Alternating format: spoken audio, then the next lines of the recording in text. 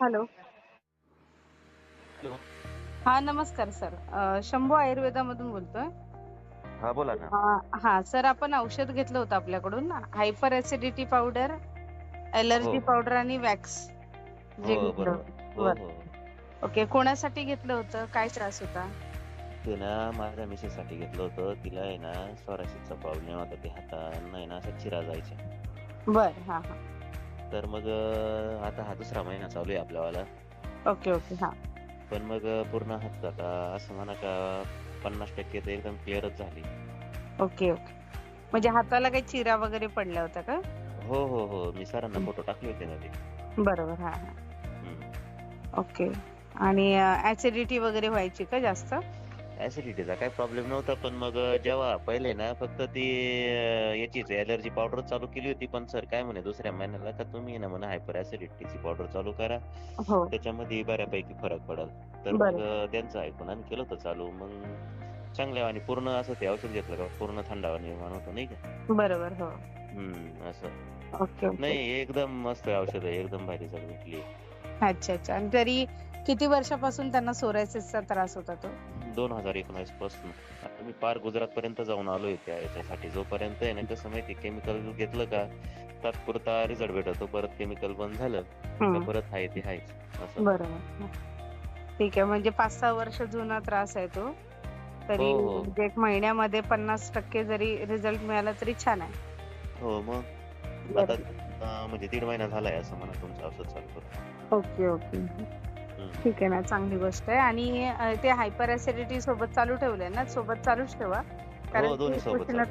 उष्णता जास्त असली ना, हीट, की हां, मग हां. आता त्याच्यामुळे मग कसं उष्णता साइड बाय साइड कमी होईल आणि हो, हो, हो. त्यांचं उष्णता जी आहे ती कमी होणार हां, हां, हां. औषधाने. आणि हो. मग त्यामुळे कसं रिझल्ट लवकर झपाट्याने दिसतो असं. हो, बरोबर आहे. आणि खाज वगैरे यायची ती कमी झाली असेल आता त्यांची? खाज यायची ती कमी झाली. परत आहे ना ते असं चिरायचं आणि म्हणजे असं हाताला आहे ना तळहाताला अशा भेगा जायच्या. बरोबर. हा. आणि त्या भेगा गेल्या का मग असं काही वगैरे धुणं-बिणं, भांडे-बिंडे घासायला गेलं का खूप आग्न व्हायची. बरोबर. तर मग आता ते असं म्हणा का ते आता पूर्ण 100% बरं झालंय. भेगांचं याचं त्याचं आग्न-बिग्न, खाजव-बिजव काहीच येत नाही आता. अच्छा अच्छा. हं. खूप छान रिझल्ट आहे. आणि हो. फक्त हातालाच होतं का त्यांना? हाताला आणि असं पायांपाशी होतं. तर पायांपाशी ना असा काळा चट्टा पडायचा. हं, हं, हं. तर ते अजून आहे तसंच आहे. पण मग हाताचं हळू क्लिअर होऊ राहिले. नाही, त्याचं पण होणार. पायाचं आहे ना, तोही होणार नाही, क्लिअर. सर बोलले का कमीत कमीत आपण 6 महिने ट्रीटमेंट करू याची. करू. हो, हो. तर म्हटलं चालेल सर असं.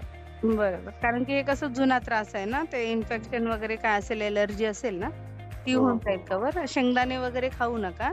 शेंगदाण्याचं स कूट वगैरे अजिबात नका खाऊ. शेंगदाणा लवकर. म्हणजे द्यायचाच नाही ना?